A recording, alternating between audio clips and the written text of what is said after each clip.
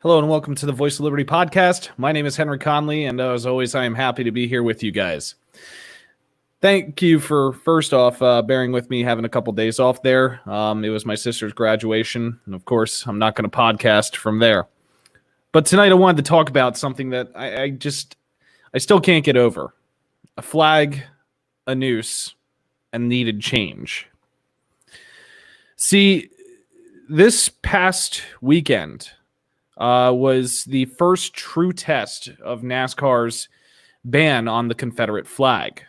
And for anybody watching this, the reason I'm going to continue talking NASCAR, Confederacy, the Confederate flag, and racial injustice is because the fight is real.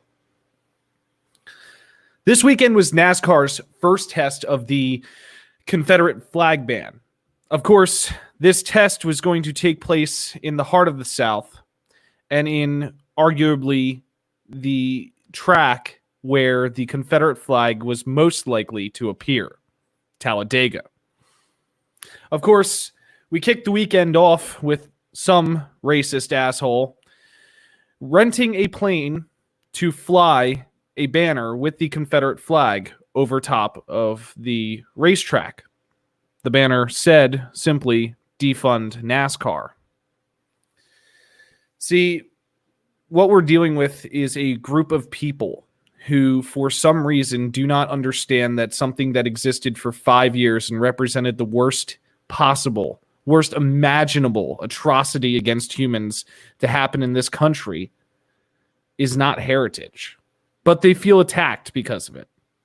And they feel attacked specifically by one driver, Bubba Wallace, driver of the number 43 Richard Petty Racing car. So, Sunday morning, there had been rain throughout the entire day. It looked like the race was not going to get in. And NASCAR was made aware of a noose being found hanging in Bubba Wallace's pit stall, or garage stall, sorry. This, of course, is a hate crime. This is a literal attack and threat against Bubba Wallace. But see, there are many of us that recognize this and recognize that hanging a noose was a vivid threat against Bubba Wallace's life. There are many of us that recognize that the Confederate flag is not appropriate, that it shouldn't exist outside of the history books and outside of museums, that flying it is just a atrocious testament to who you are as a human being. But when you look at NASCAR fans were going to the defense of the noose, saying that it was a publicity stunt, that it was staged, that it was a repeat of the Jesse Smoley, I can't pronounce his name, it was a repeat of his documented false police report. And what that reminded me of is the type of people we're dealing with in this world still. It reminded me of how atrocious this world still is. That people, because of one man's mistake, will question the validity of something like a noose being found in a security-controlled area. But these same people will not question when a police shoots an unarmed man dead in the streets. It shows their character. It shows the deep-rooted racism that is within them. It shows that they aren't willing to learn. The flag, let's talk about it. The flag is not representative of your culture or your history or your heritage. The flag represented a traitorous country that separated from the United States solely to continue the act of slavery. Jefferson Davis was quoted as saying that the flag represents that. It lasted for 5 years. The flag surrendered. How is that heritage? How is that representative of you as a person? Does that mean that you are weak-minded? That you are a traitor? That you are willing to surrender and that you want to enslave other people? Because that's what this flag represents, and this is what the fight's been against. The fight has been claiming that this is a direct attack on you. It's not. This is actually fighting against the thing that is a direct attack on what would prevent future minority racers from coming up. If you want to be proud of something that was Southern heritage, there are tons of things. You guys have some good damn cooking. But to place a noose in the stall of a black driver in the top tier of American racing goes beyond that. The flag, claim its heritage all you want. The flag, you can rent a plane and fly it over the track as much as you want, but to hang a noose in the garage stall of the only black driver in that level of the sport goes beyond that. And I saw people getting upset that NASCAR allowed Bubba Wallace or his team to check his car to make sure it wasn't tampered with. What do you expect? A noose is a direct threat on his life. A noose is what many black people died hanging from. Yet someone found it appropriate to hang that in Bubba Wallace's garage stall. There needs to be a change. I don't think that it's going to happen overnight. I think we're seeing it happen very fast right now, where people are really fully recognizing the damage and dangers of the flag. It's been quoted that some other drivers like Ricky Stenhouse, who used to typically have the Mississippi state flag on his uniform, have taken that off after having talks with Bubba Wallace about what the little part of the Confederate flag that is in the Mississippi flag does to them.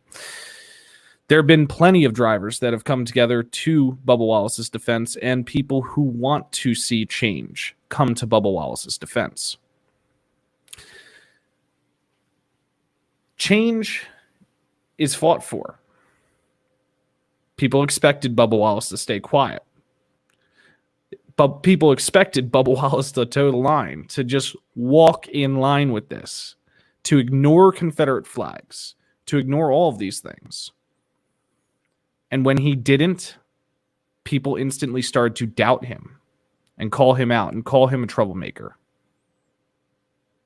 What we are seeing as a reaction to how Bubba Wallace has stood up against these things is deep-rooted racism.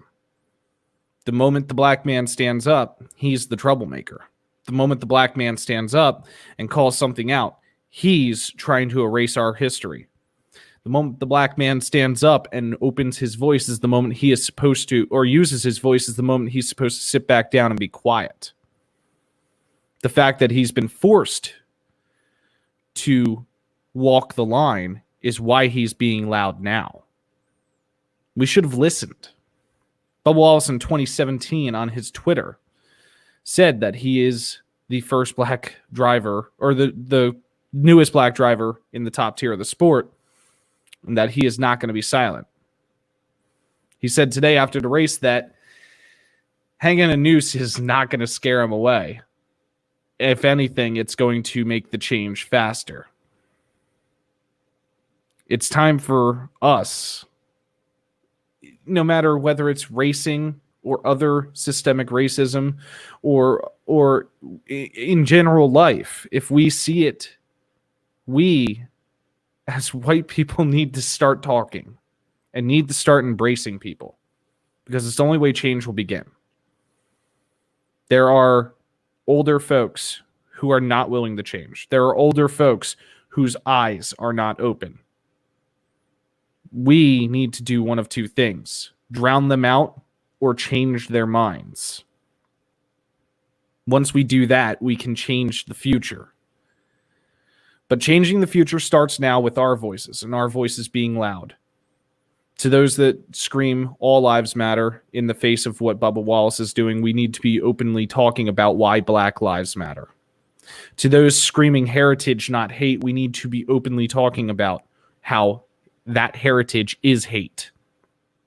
To those screaming that that this noose is a prank or is fake, we need to be telling them how one man's actions do not dictate the actions of another or kill the validity of this action. These are able to be turned over into everyday life. This isn't just about NASCAR. I know a lot of you guys come and watch my podcast for the political aspect of it. This podcast, I'm trying to change it a little bit. It goes beyond that. A flag, a noose, and change. That applies to everything. Where a flag is used to represent hate, we need to speak out against it. Where a flag is used to silently make people feel oppressed, we need to speak out against it. Where a flag is the backdrop for racist speech, we need to silence it and drown it out. Where a noose is used as a method of intimidation, we need to be the voice that silences that. If we want to see change, and most of us today want change. Most of us my age, some people that are older than me, and pretty much everybody younger than me wants change. We're tired of seeing this happen. If we want the change, then it's time for us to be the change, to be the voice, and to be sure that we give the voice to others. Be a voice of liberty. Awaken the voice of liberty.